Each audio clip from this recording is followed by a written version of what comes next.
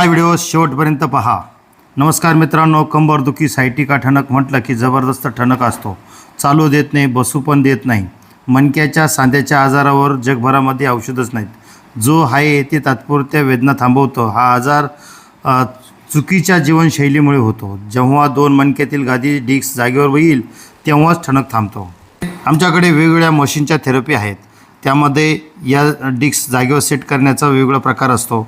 कंबरदुखी सायटिका म्हणलं का खूप साऱ्या अशा वेदना असतात आणि त्याच्या कमरेपासून तर टाचेपर्यंत कळ लागते.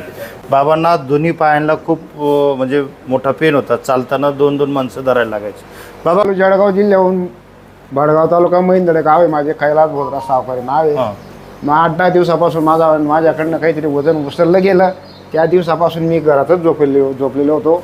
आणि दवाखान्यात आल्यावर चोंडी मी जेव्हा गणपत दादा आहेत, गणपत मवाड साहेब, त्यांच्या दवाखान्यात आल्यावर 2-3 तास माझं ट्रीटमेंट केल्यावर मी जवळजवळ 90% पायाने माझ्या मायात चालतोय मी आता. बरोबर. बी येत नव्हतं, उठता बी येत नव्हतं, झोपूनच खायचं.